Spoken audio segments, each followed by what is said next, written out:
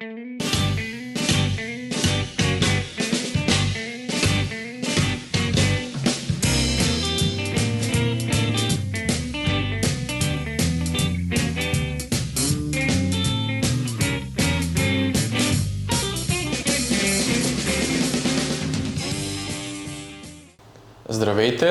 Вие сте с Ехо от коридорите, училищния подкаст.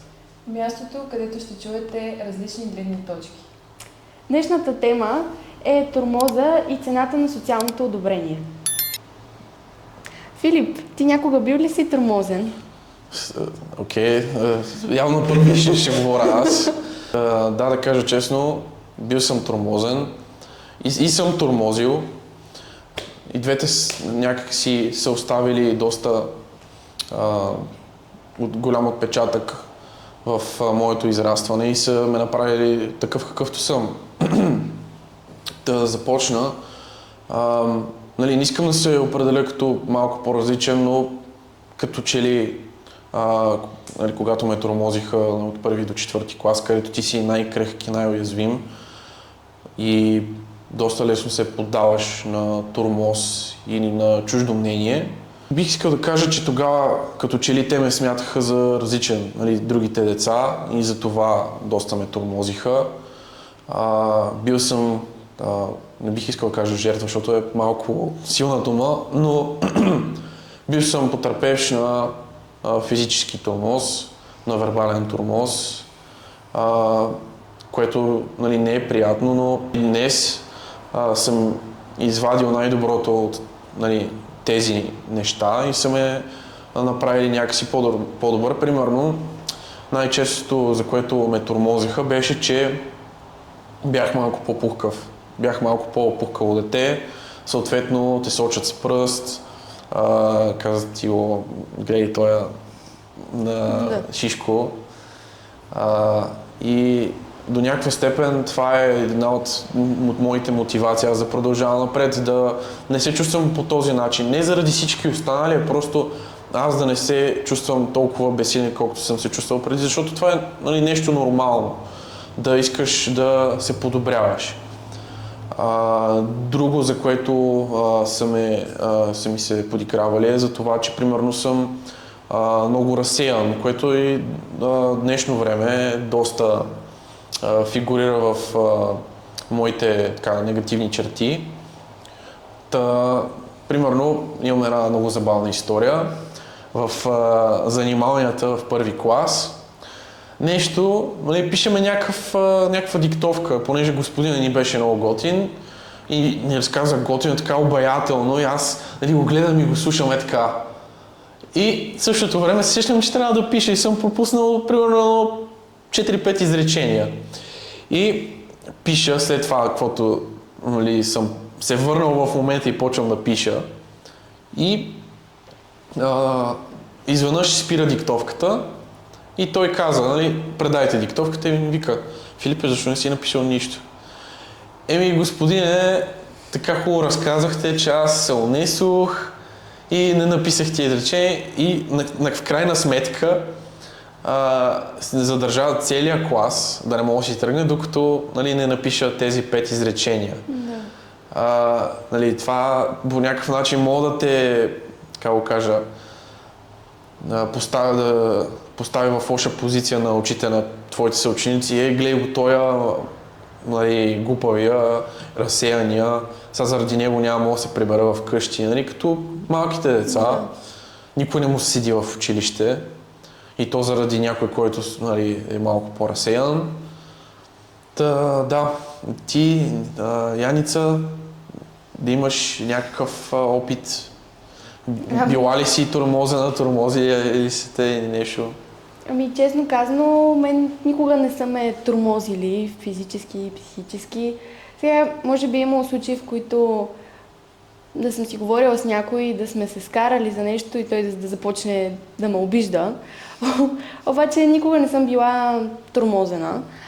Смятам, че хората, които тормозят, до голяма степен показват слабост и за да може да се почувстват те по-силни, защото съзнават, че са по-слабите, за да се почувстват по-силни, мачкат останалите, така да кажа. И, честно казано, аз никога не съм била тормозена.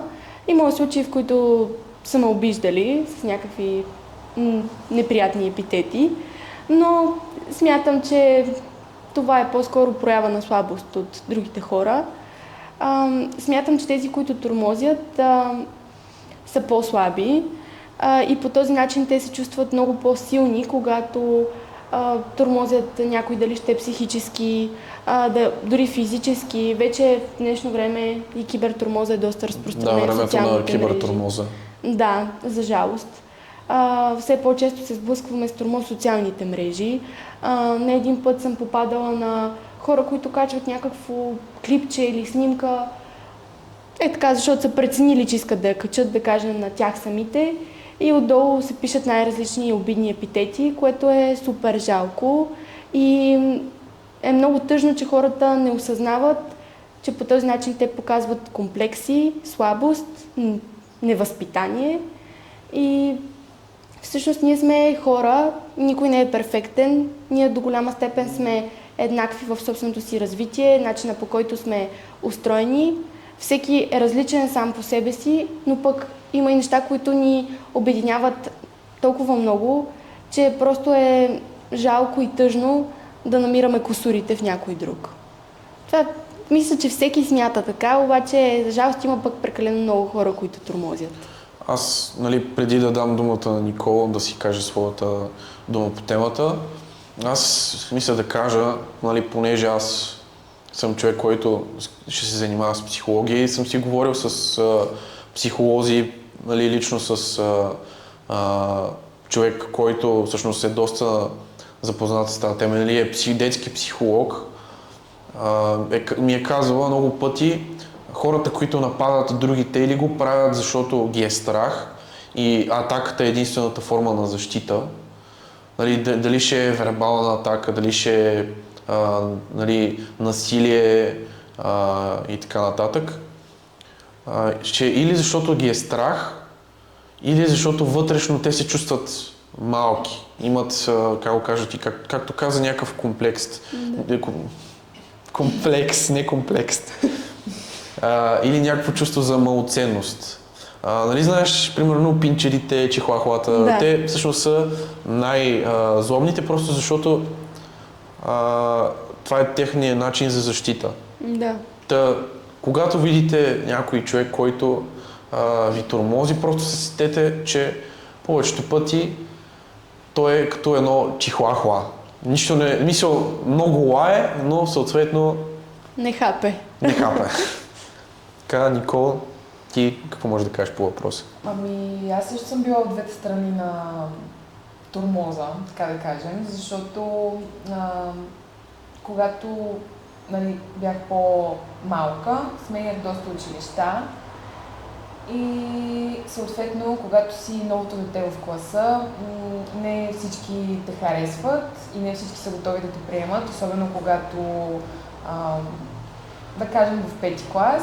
Децата са изключително злобни и се настройват едни срещу други. В крайна сметка бях, не бих казала жертва, защото според мен има много по-тежки случаи, сериозни. Децата минават през много по-сериозни неща от мен. Не се смятам за жертва, но мисля, че много хора, особено в началното училище, в средното училище, са жертва на тормоз под един или по друг начин, дали вербален, дали физически.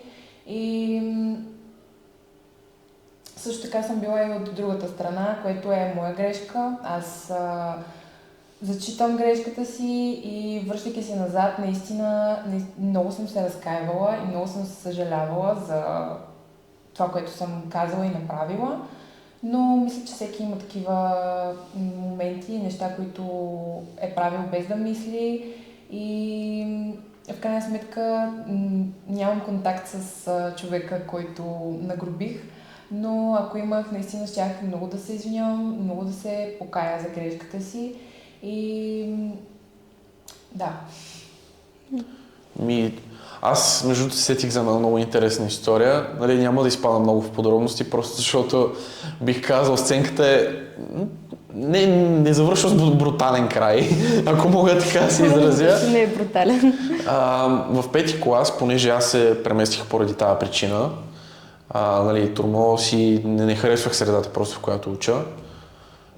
Просто беше прекалено стресиращо. Та преместих се в друго училище. И знаете как е, нали, нови деца искат да видят всъщност докъде ти стига лимита. И един ден така, още, нали, бях в този период, в който съм така плътен турист, с полза за кръгано телосложение и едно голямо междучасие, точно преди голямото междучасие се случва така. Всички вече чакат да чуят звънеца, нали, да отидат към лавка, магазинче, баничарница и всички така са застанали. Точно на последните 5 минути да могат да приспринтират, винаги това се случваше. И нали, бие звънеца, аз съм първия, който излиза от класната стая, обаче някой ме бута и вика, бягай бе, дебел. И аз, понеже ми беше малко писано от цялото това нещо, си викам, окей, усещам вътре някакъв гняв, но си казвам, окей, нека премине. Втори път, точно на стълбите, подножието на стълбите, точно преди, нали, както е четвъртия етаж, слизаш от едните стълби, после на вторите стълби за към третия. На платформата, която е, нали, няма да стане толкова обстоятелство, но на платформата, която е преди тези втори стълби, ме бутат.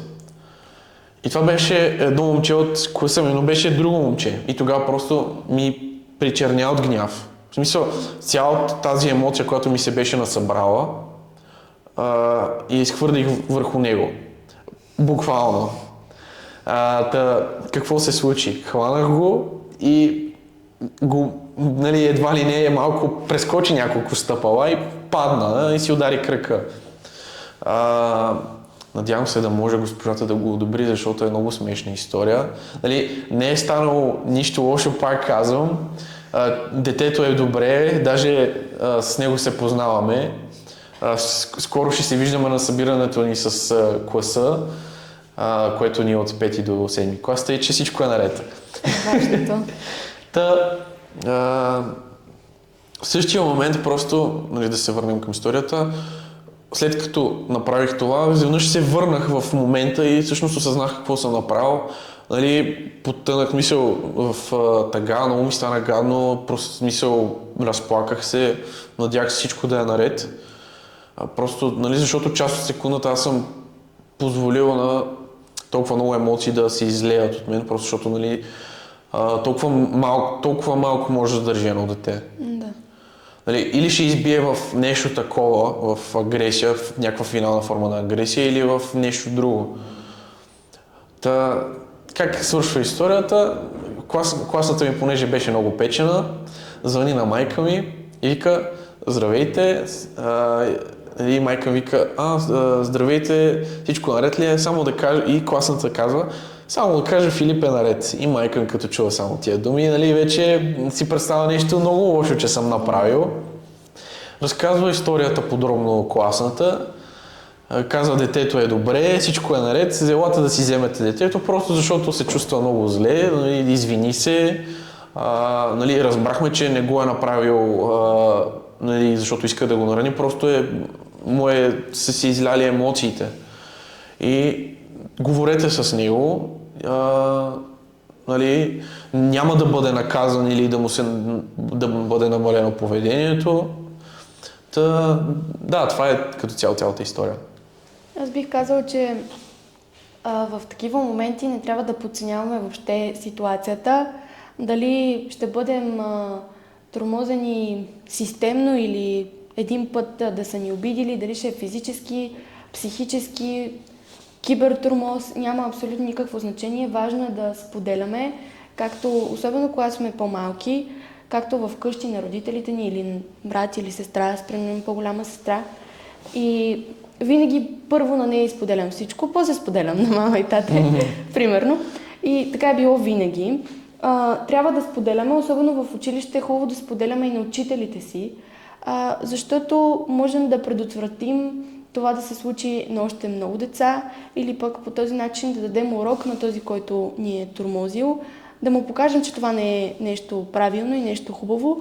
Всеки прави грешки, всеки може да ги поправи, да се научи от тях и да бъде много по-добър. Да. Аз си мисля, че всъщност всеки, който тормози, си има някакви свои проблеми. Да. Нали, никой не е задължително толкова зъл. Всеки си има някакви проблеми на главата и нали, ще е много по-добре. Нали, не за, примерно, ако е, да кажем, дете в, примерно, 4-ти клас, което тормози всички останали деца, децата няма да могат да разберат толкова много добре проблемите му, колкото, примерно, учители или възрастни хора, които се обърнат и да го питат: добре, виж, има всичко наред ли, защо правиш така, а не само да го пратят, примерно, да го накажат и да му поставят този етикет на побойник и размирник. Защото в момента, в който кажеш: ти си еди какъв си едно дете, това го приема. Нали, не е с този интелект да си каже: ама аз не съм такъв, това само вие го казвате, аз просто съм се почувствал така. Нали, не е оправдание, но не означава задължително, че не може да му се помогне. Да. Да, аз нали, имах едно такова момче в точно 1 до 4 клас. Имаше си проблеми момчето. Беше много агресивно, но сега се виждаме примерно по улицата, защото той е в моя квартал и си казваме здрасти, даже си разказваме от живота какво е станало и много пъти съм му казвал: не съжалявам, че съм по някакъв начин съм ти правил гадно, нали, не съм се постарал да те разбера тогава. Да. Както нали, ти каза за твоята страна, нали, че си била от другата страна на тормоза, че ти си тормозила всъщност. Ами, аз бих казала, че, както каза Яни преди малко, социалните мрежи, така може да преминем към следващата ни тема, че социалните мрежи са всъщност едно много мрачно място, в което всъщност започват много начала на тормоза и много хора биват обиждани. И както ти даде пример в коментарите на някаква снимка, според мен това е място, в което много хора се сравняват и взимат вдъхновение от социалните мрежи. Аз исках да питам един въпрос лично аз за себе си. В смисъл, какво значение е за вас? Нали, аз лично съм се научил, че одобрението го търся само от най-близките ми хора. И че ако искам някакъв един вид валидация, да е от тях, защото всъщност те ще ми кажат истината. Да. Докато всички други хора нямат значение. До каква степен е за вас? Ами, има една приказка: не трябва човек да плаща данък обществено мнение, която така я обвързвам с социалното одобрение. И аз смятам, че е най-важно да търсим, така да кажа, одобрението от най-близките си. Те ще ни кажат винаги истината. Но до голяма степен също аз се хващам от време на време, че, да кажем, примерно, ще си купя една дреха от мола, от някой магазин. И обаче не съм сигурна дали ми седи достатъчно добре. И ще попитам 5 приятелки, примерно. Което също до голяма степен показва това, че не сме достатъчно сигурни и самоуверени в себе си. И това е един малък признак на това, че имаме ниска самооценка. Но е много важно да хващаме такива моменти и да не позволяваме сами на себе си да ни влияе социалното мнение. Това дали ще харесат новата ми блуза или не, дали изглеждам дебела или слаба в нея. Това няма абсолютно никакво значение, защото тези хора, които си мислят, че съм дебела, не живеят моя живот, примерно. Или които си мислят, че съм глупава, нали? Не знам защо реших точно, че съм дебела, нали? Но тези, които имат ниско мнение за мен, те не живеят моят живот, няма да се справят с трудностите ми, няма да ми плащат сметките други ден, когато ми се налага. Така че е много важно да знаем от кого искаме одобрение, на кого да се доверим и всъщност кое мнение да е значимо за нас. Нали, преди всичко, нали, преди някой друг да каже нещо, според мен трябва да е важно твоето собствено мнение. Точно така, да. Преди всичко. Смятам, че също е много важно и от ранна детска възраст как родителите ти всъщност ти показват света.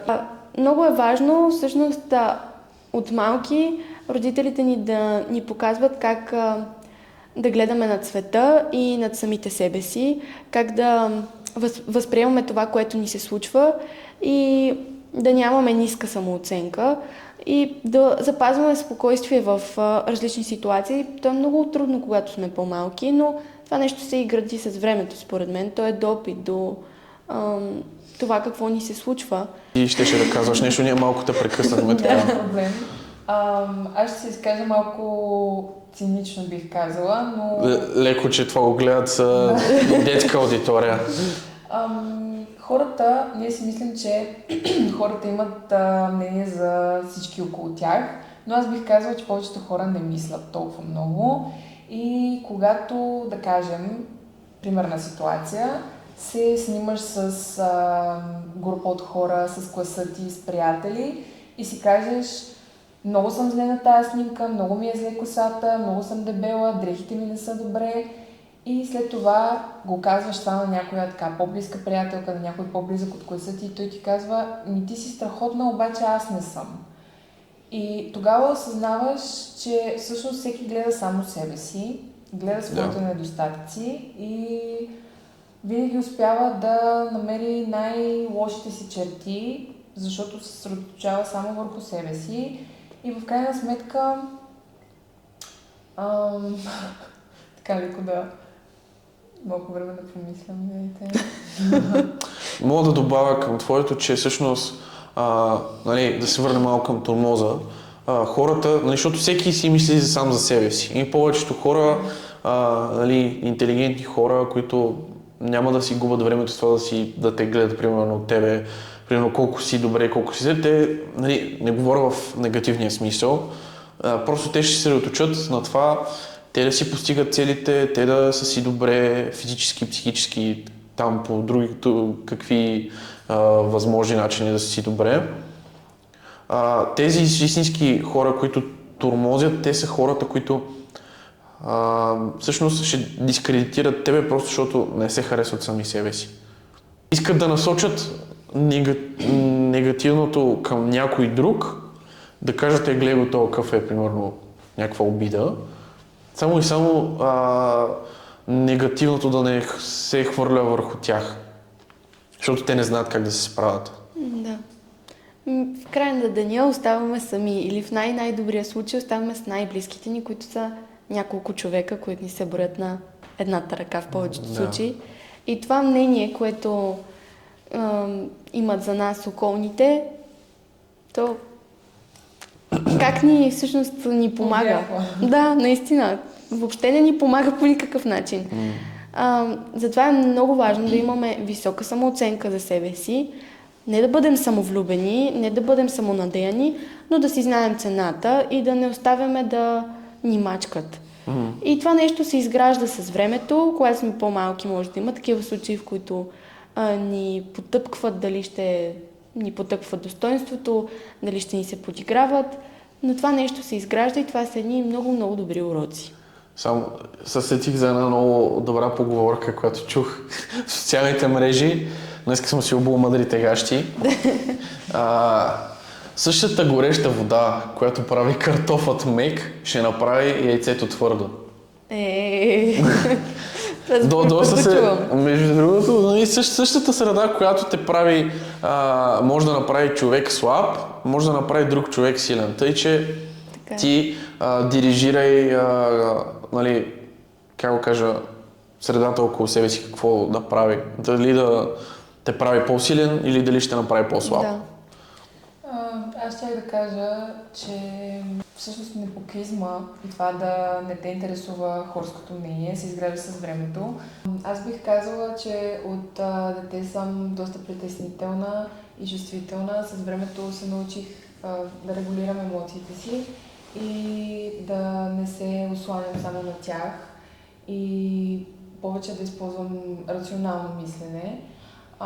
Но забелязах, че много от най-близките ми хора и от приятелите ми, когато вървим по улицата и примерно си пеем или правим нещо, което не би било добре прието от обществото, от хората, които минават по улицата и просто някой ми казва от тези, с които съм, не дей като лудите, моля ти се, спри. И всъщност, в крайна сметка, ако някой наистина си помисли, че си грозен, че си глупав, че не си забавен, че си луд, в крайна сметка това е един момент от техния ден и няма абсолютно никакво значение, не ти определя цената, не определя стойността ти, не определя кой си ти като човек. Даже те ще се го забравили на следващия ден. Защо и ти да не го забравиш?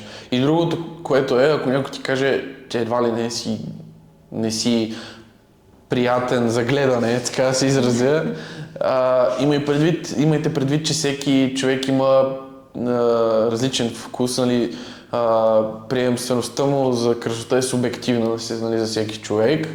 Тъй, че ти мога да не покриваш стандартите на някой друг, ама примерно някой друг да мисли, че си най-красивото нещо на света, което е виждал. Нека да продължим с начини за справяне с тормоза и с това как да не обръщаме внимание толкова на социалното одобрение. Ще почна малко отзад напред. Понеже се сетих нещо за социалното одобрение, когато ние следваме един шаблон по това как трябва да изглеждаме, как трябва да се държим, какво трябва дори да учим, да казваме и така нататък, само и само за да ни приема обществото, до голяма степен ние губим автентичността си и индивидуалността си. Затова е много важно да спазваме нашите си принципи, да мислим по нашия начин, да не следваме постоянно някоя друга мисъл, винаги да сме в крак с модата, да кажем няма да го носи този пуловър, защото никой друг вече не носи този цвят или тая материя и всякакви такива различни неща. Затова е много важно да бъдем автентични, по този начин ще се отличим и в крайна сметка, когато сме най-назад, накрая ще си направим и ние път през тълпата и ние можем да излезем по-напред и да ни забележат хората. Дори да не са всички, поне един човек ще ни забележи и ще ни приеме такива каквито сме, защото сме автентични и защото сме себе си. Не просто защото искаме да бъдем като другите, за да ни приемат. А за тормоза, аз вече споменах, но е много важно да споделяме както на приятелите си, така на роднините си, родителите си, също така и на учителите. Защото до голяма степен този човек, който ни тормози, може би той също има по-голяма нужда от помощ, отколкото ние самите. Аз ще кажа към по-малките деца, моля ви наистина да не прибягвайте към тормоз. Също така бъдете вие, които да кажете не на тормоза. Защото това за някои хора може да е нещо много мъничко, но за други хора може да свърши едва ли не фатално. Съм съгласна и с двама ви. Бих казала, че главният начин за справяне с тормоза е комуникацията, независимо дали е между родители и деца, деца и учители, между съученици. Когато не се изговарят нещата и всичко не е черно на бяло поставено и много неща остават премълчани, според мен тогава най-често се стига до тормоз, вербален и Като цяло физическият тормоз според мен е по-често срещан сред малките деца, а тогава според мен просто трябва учителите да бъдат по-внимателни, да обръщат повече внимание и да се опитват да разрешават конфликтите, доколкото е възможно, между децата. Благодарим, че бяхте отново с училищния подкаст Ехо от коридорите. Ако искате още интересни видеа, може да напишете теми в коментарите, които да дискутираме. Също така може да се абонирате за канала и да харесате. Последвайте ни в Instagram Ехо от коридорите. До нови Срещи!